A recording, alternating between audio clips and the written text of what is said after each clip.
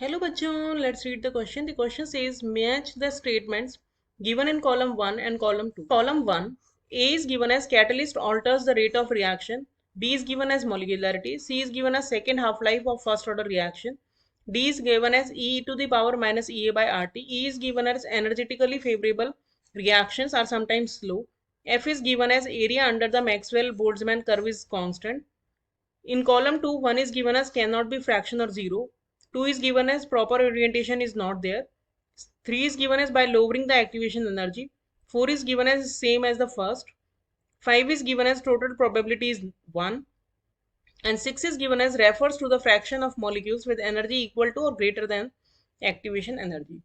So here A, B, C, D, E and F are matched with 3, 1, 4, 6, 2 and 5 in option A, with 4, 3, 1, 6, 2, 5 in option B, with 1, 3, 4, 2, 6 and 5 in option C, and with 6, 2, 5, 4, 3 and 1 in option D. First of all, we will check the key concept of the question. The key concept of this question is that Maxwell and Boltzmann curve is a curve between kinetic energy and fraction of molecules. तो ये जो curve होता है वो कुछ इस तरह से होता है. यहाँ पे एक मैक्सिमम होता है which shows the most probable kinetic energy. जो मैक्सिमम नंबर ऑफ मॉलिक्यूल्स के पास जो एनर्जी होती है उसे मोस्ट प्रोबेबल काइनेटिक एनर्जी कहते हैं. और जब हम टेम्परेचर बढ़ाते हैं तो ये जो कर्व होता है ये थोड़ा सा ब्रॉडन हो जाता है. और दूसरा इसका की कंसेप्ट है कि for first order reaction half life is equals to 0.693 by K, यानी कि rate constant.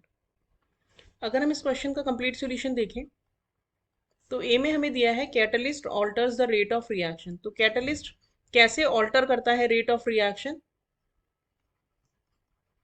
It alters the rate of reaction by decreasing the activation energy.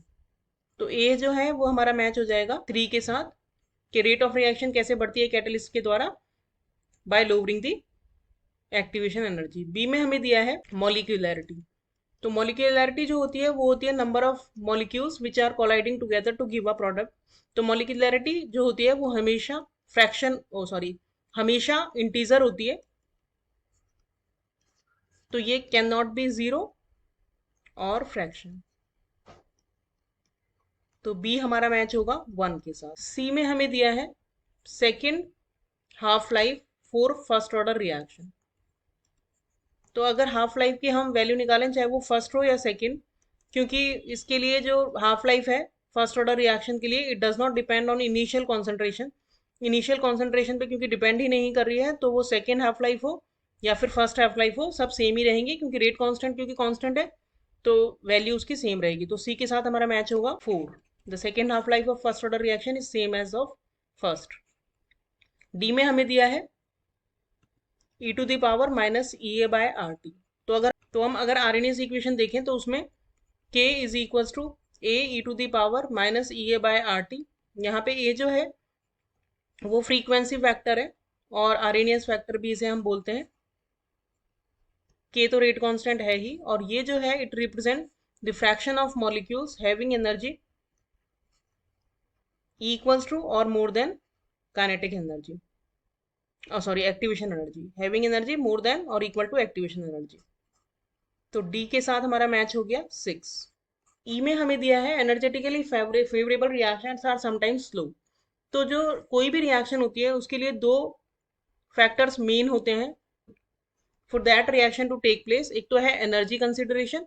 Energy जो है वो मॉलिक्यूल की ज़्यादा होनी चाहिए, इतनी होनी चाहिए कि वो एनर्जी बैरियर को क्रॉस कर सके. और दूसरा है proper orientation of the molecules. तो कभी कभी ऐसा होता है कि एनर्जी बहुत हाई है मॉलिक्यूल के पास, इसी स्टिल रिएक्शन बहुत स्लो है क्योंकि उसका ओरिएंटेशन जो है वो प्रॉपर नहीं है. तो हम कह सकते हैं कि E इज मैचिंग विथ 2. और F जो है वो है मैक्सवेल डिस्ट्रीब्यूशन लॉ के बारे में, कर्व के बारे में सॉरी. तो मैक्सवेल डिस्ट्रीब्यूशन कर्व जो होता है वो सपोज एक टी टेम्परेचर पे इस तरह से है. तो ये इसकी kinetic most probable kinetic energy है. एक्स एक्सिस पे हम ले रहे हैं काइनेटिक एनर्जी और वाई एक्सिस पे हम ले रहे हैं fraction of molecule. So this is for time T, sorry temperature T. और अगर हमने टेम्परेचर 10 T+10 कर दिया है तो ये कर्व जो है ब्रॉडन हो जाएगा, लेकिन ये T+10 पे है, लेकिन एरिया अंडर द कर्व जो है हमेशा कांस्टेंट होता है,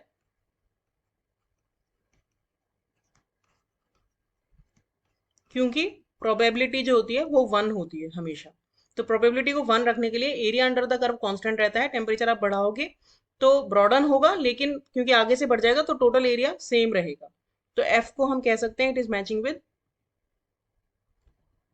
5. तो ए बी सी डी हमारे मैच कर रहे हैं 3, 1, 4, 6, 2 और 5 के साथ. तो 3, 1, 4, 6, 2, 5 हमें दिए हैं ऑप्शन ए में, तो करेक्ट ऑप्शन हो जाएगा option A. Hope you understood the solution well. Thank you.